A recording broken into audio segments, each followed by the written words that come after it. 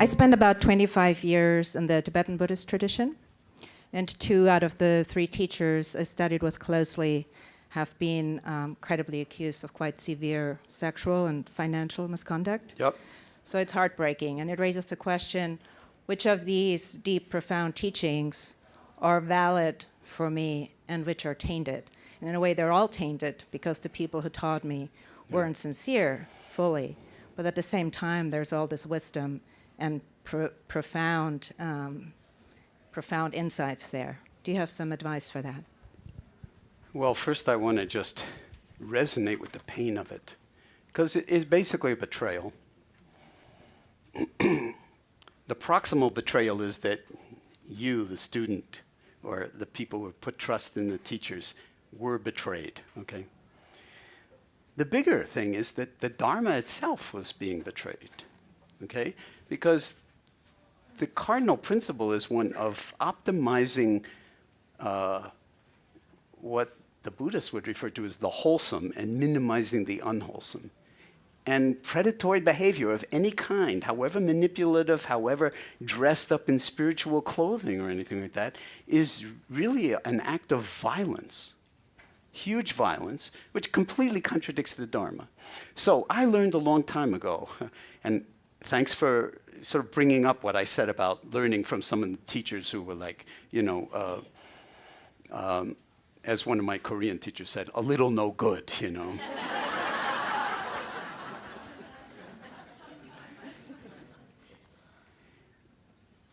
It's like I'm fairly disrespectful of the human beings, I have a big, don't know, but not of the Dharma.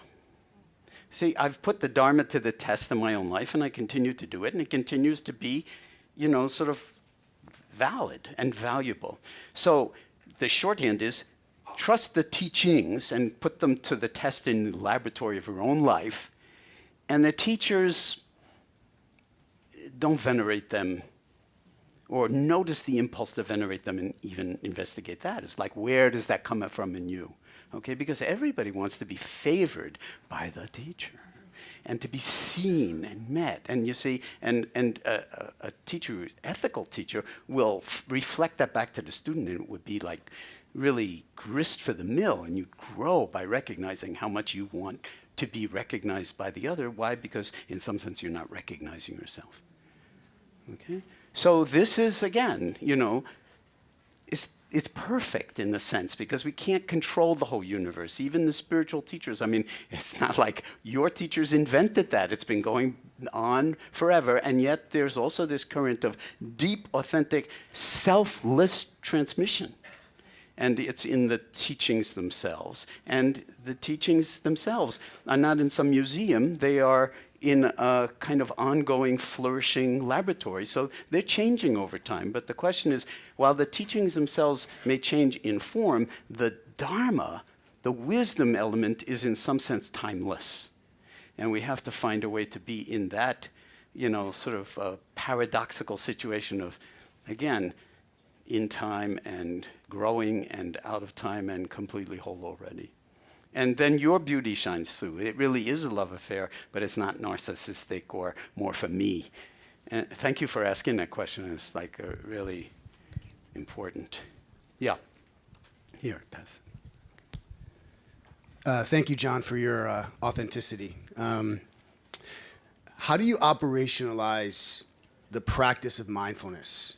In my life, I practice an instrument, I practice at sports, and I've been giving a great deal of thought in the practice of mindfulness as letting go of the idea that I'm actually practicing anything and just being in my life, so that mindfulness isn't something that I do in a practice, but it's who I am. Yeah, you just said it.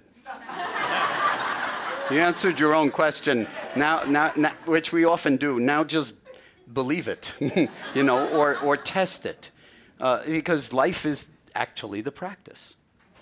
And yet it's important to have thoughts about the practice because, we're continually stretching the envelope, we're evolving. But, those of us here who are like, I'm going to be on the stage this afternoon with my old friend Stephen Mitchell, and we called it Old Dharma brothers, okay? Underscore the old part, you know? Before you know it, you're going to be over 70. At least that was my experience. You'll still feel like you're 20 or 5 or something like that, but you won't be. And people will begin to sort of treat you differently. Seriously. From the inside, it's like you've been practicing your whole life, and really it's like, am I there yet? And it's really interesting to ask that question once it's over, because, you know, in the process, you always think that there's a destination, but then at a certain point, you begin to realize that there is no there. It's like, am I here? And there's no then and now. So that way, you can save yourself decades by just getting out of your own way and trusting that the world is your Dharma teacher. And the more you're really listening, the more you don't have to actually be concerned about the deepening. The deepening is going to do you. And it will do you in unique ways because of what you love.